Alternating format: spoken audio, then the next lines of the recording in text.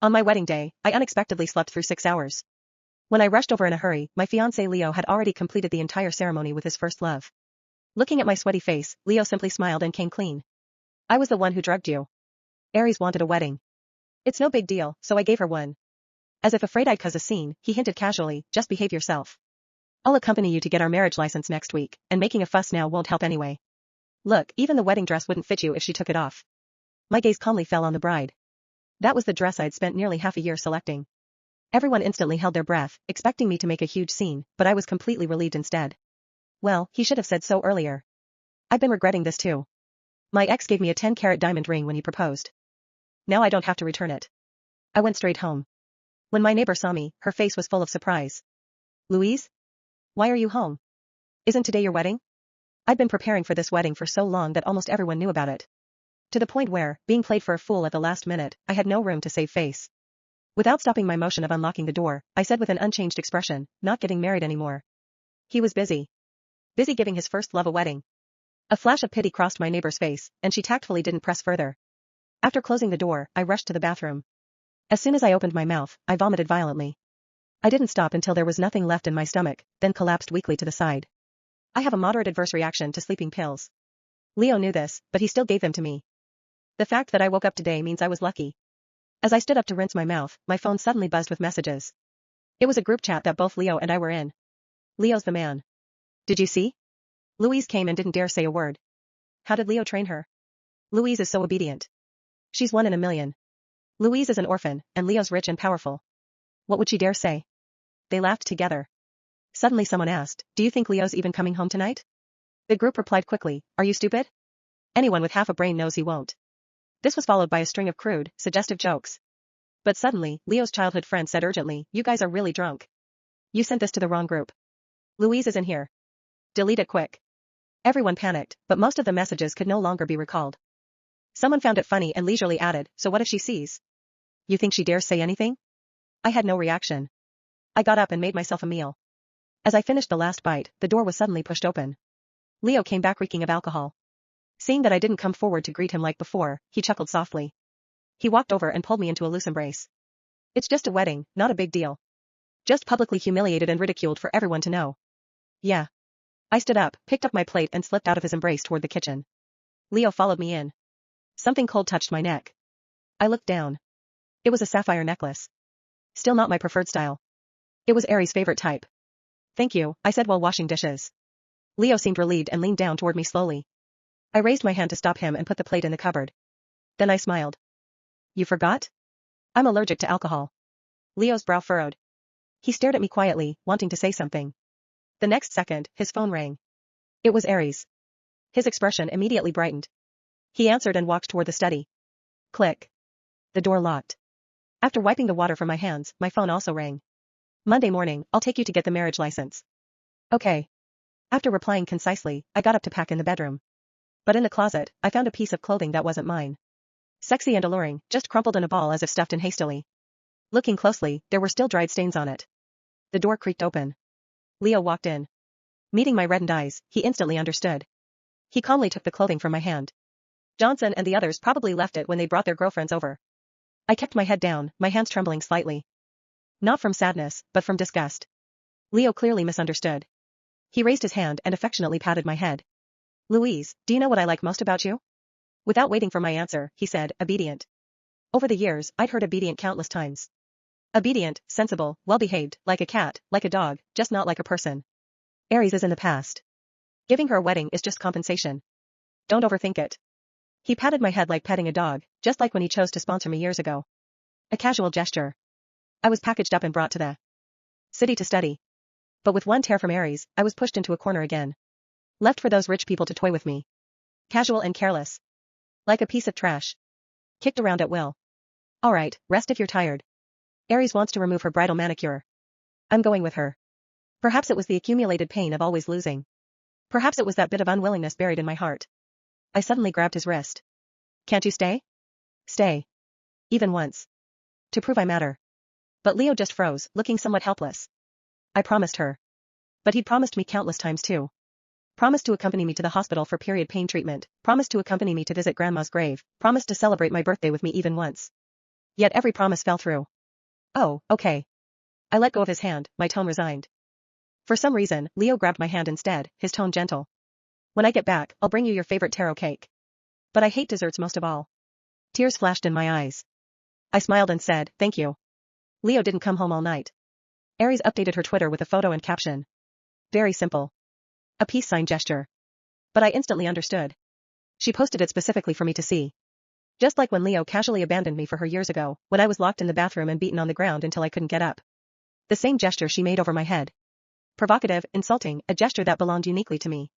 Like a little rabbit, right? People in the comments didn't understand.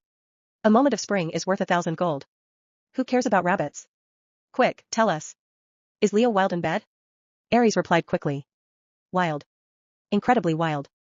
I calmly swiped away and made an appointment at the hospital. My body had been breaking out in rashes since yesterday, probably an allergic reaction to the sleeping pills. My neck was already scratched bloody. The doctor gave me an injection and sternly instructed, you absolutely cannot take sleeping pills again. Your constitution can't handle them. Got it. After getting my medication, I turned to leave. In the lobby, I ran into Leo holding Aries' hand. Seeing me, he froze for a moment, but still didn't let go. What happened to you? Allergies. Leo nodded casually.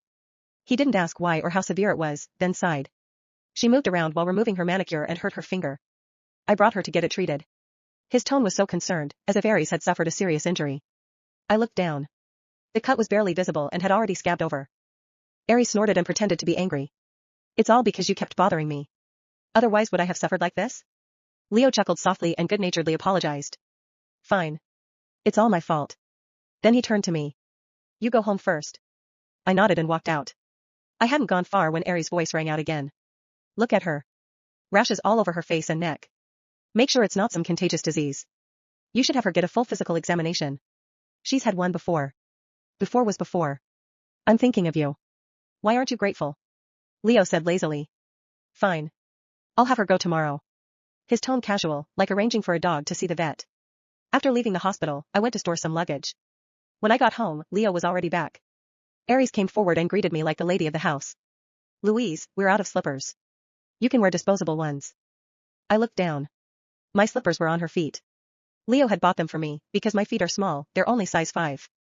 Aries' heels were sticking out the back. They clearly didn't fit anywhere. Though his tone was consultative, his actions were forcefully non-negotiable. After speaking, he turned back to gaming with his friends. Aries glanced at me lightly, sneered, and turned to join them. From beginning to end, no one bothered to look at me. I was like an outsider, completely out of place. My body involuntarily shivered. I suddenly spoke. How long do I have to endure this? The gaming sounds quieted.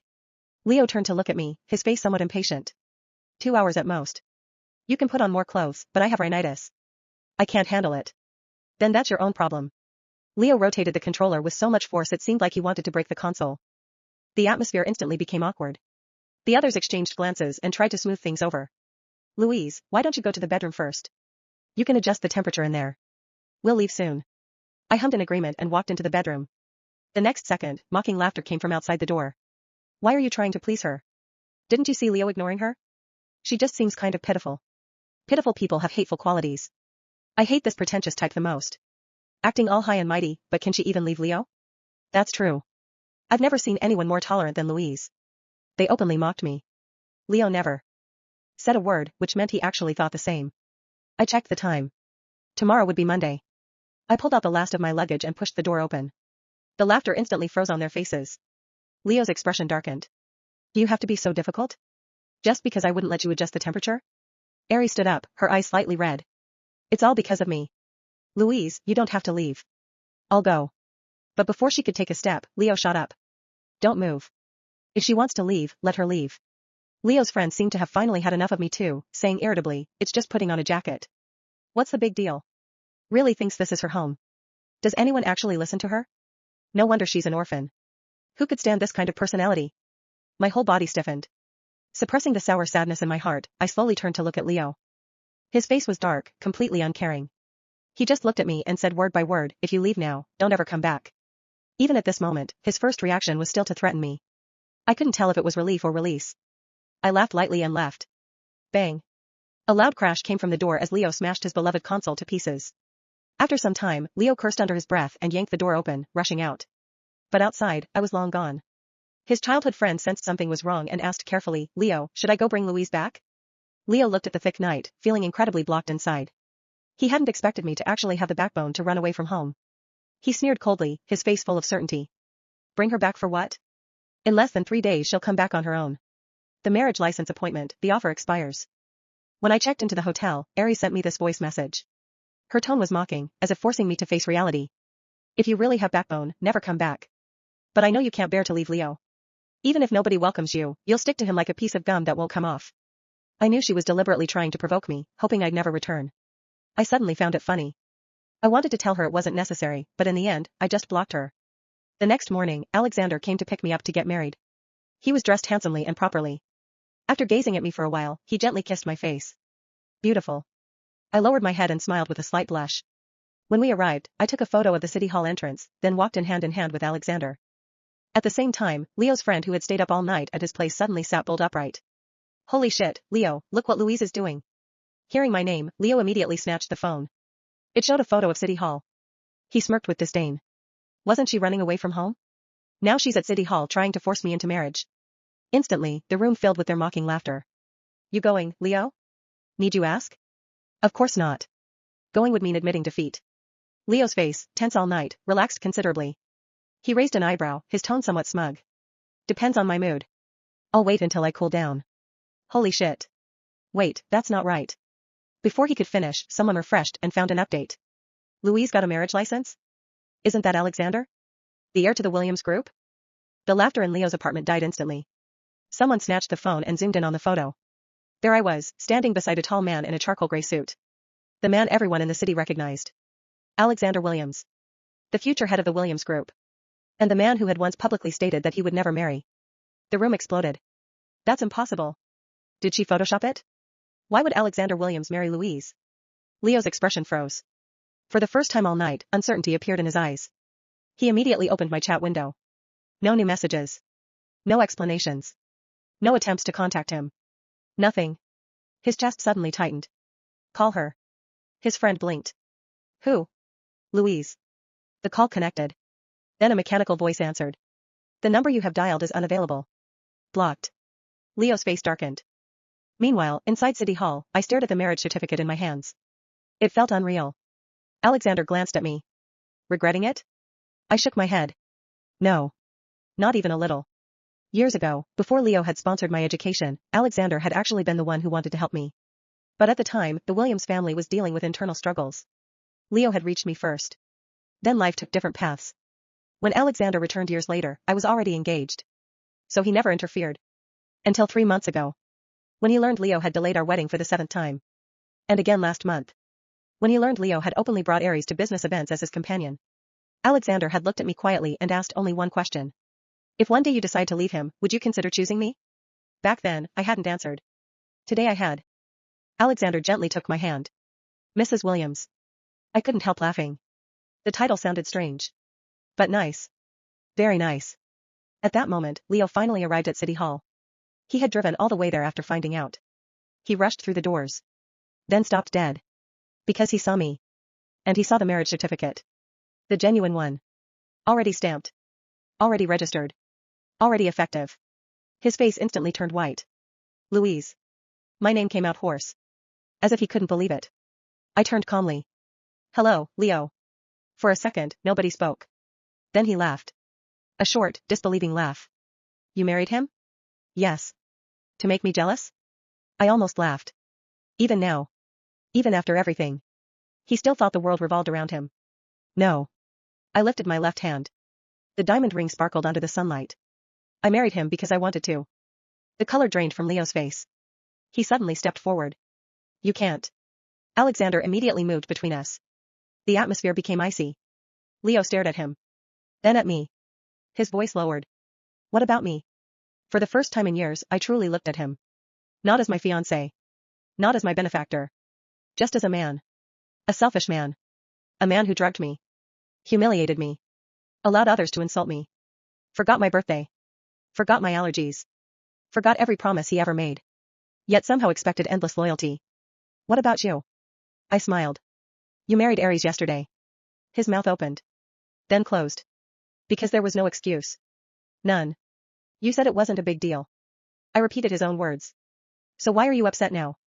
The word struck harder than a slap. His eyes turned red. Louise, No. I shook my head. You don't get to explain. You made your choice. And now I've made mine. For a long moment, nobody moved. Then Alexander wrapped an arm around my shoulders. Shall we go home? Home. Such a simple word. Yet hearing it made my eyes sting. Because for years, I had mistaken Leo's house for a home. Now I finally understood. A home isn't where you're tolerated. It's where you're wanted. I nodded. Let's go. As we walked away, Leo stood frozen in place. He didn't chase me. Maybe because he finally understood. Or maybe because he knew it was too late. Either way, he watched helplessly as the woman who had loved him for nearly a decade disappeared from his life forever. The real collapse began 3 days later. Aries was ecstatic at first. She thought she had won. Until she discovered something horrifying. Leo wasn't looking at her anymore. He wasn't listening to her. He wasn't laughing at her jokes. Every day he stared at his phone. Waiting. For a message that never came. One night she finally exploded. Why are you acting like this? Leo replied coldly. Like what? Like Louise was the one you wanted all along. Silence. Because for the first time, he couldn't deny it. And that terrified him. By the end of the month, the relationship between Leo and Aries had become a disaster. Without me smoothing conflicts over. Without me sacrificing. Without me being the villain they could unite against. They discovered they didn't actually fit together at all. The arguments became daily. The accusations became vicious. And eventually Aries screamed the truth. You never loved me. Leo's voice was equally cold. And you only wanted to win. The breakup was ugly. Public. Humiliating. Exactly the way their wedding had been. A year later. I was attending a charity gala with Alexander. The event hall glittered with lights. People greeted me warmly. Respected me. Valued me. Not because of Alexander's name. But because I had built my own foundation helping underprivileged students. The same kind of student I once was. As I accepted another donation pledge, someone suddenly froze nearby. It was Leo. He looked thinner. Older. Tired. For a moment, our eyes met. The longing in his gaze was impossible to miss. But strangely, I felt nothing. No anger. No sadness. No love. Nothing at all. Just indifference. The opposite of love isn't hate. It's no longer caring. Alexander appeared beside me and naturally took my hand. You ready to go? I smiled. Yes. Without another glance at Leo, I walked away. This time, for good. And behind me, Leo finally understood the cruelest punishment of all. Not losing me. But realizing my life had become happier the moment I stopped choosing him. A few months after the gala, Leo learned that regret doesn't arrive all at once. It arrives in pieces. Small, relentless pieces. First, it was his reputation. People had eventually learned the truth about the wedding. Not the version he told. The real version. That he had drugged his fiancée so she would miss her own wedding. That he had married another woman in her place. That he had humiliated the woman who had stood beside him for years. Business partners began looking at him differently. Not because it was illegal. Because it revealed his character.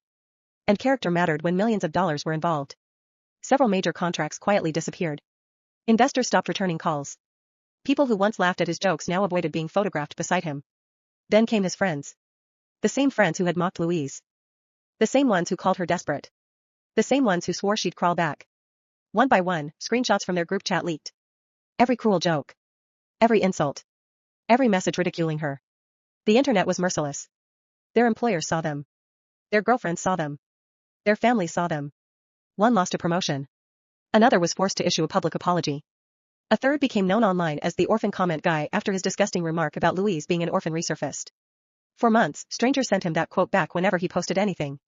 The embarrassment never quite faded. As for Leo's childhood friend, the only one who had shown even a little concern, he eventually admitted something during a drunken night. We were all wrong. The room had gone silent. Because everyone knew it was true. Louise had never caused problems. Never demanded expensive gifts. Never cheated. Never lied. Never betrayed anyone. The worst thing she had ever done was finally leave. Meanwhile, Leo's life continued unraveling. His apartment became a museum of bad decisions. The slippers Louise used to wear. The coffee mug she always used. The books she left behind. He couldn't throw them away. But he couldn't stand looking at them either. One night, after drinking too much, he drove to the old neighborhood where she used to live. The elderly neighbor recognized him immediately. Oh. Just one word. Yet it carried obvious disapproval. Louise isn't here. Leo forced a smile. I know. The woman folded her arms. You know, she used to cry a lot. His smile disappeared. The neighbor continued. Every time you disappointed her. Every birthday you forgot. Every promise you broke. Every holiday she spent alone. I'd hear her through the wall. Leo stood frozen. Because Louise had never told him. Never complained. Never blamed him. She had simply endured it. The realization hit harder than any insult ever could. By the time he returned home, dawn was breaking. For the first time in his life, Leo understood something simple. Louise hadn't left because of one wedding. She had left because she had finally run out of reasons to stay. And there was nothing he could do about it. No amount of money. No grand gesture. No apology. No second chance. Because the woman who once loved him had already built a new life. A better life. A happier life. One that had no place for him. As for his friends, they gradually drifted apart. Without Louise around to mock, they eventually turned on each other. Secrets came out. Old grudges resurfaced. Business partnerships collapsed. Friendships ended. The group chat that had once laughed at her became completely silent. The last message ever sent there came from one of them late one night. Looking back, she was the best person any of us knew. No one replied. Because no one could argue. And somewhere else, far away from all of them, Louise was laughing with Alexander, planning her future, surrounded by people who respected her. The people who tried to make her feel small spent years shrinking under the weight of their own choices. And that was the irony none of them could escape. Louise never got revenge. She simply moved on. Their ruin came from having to live with themselves.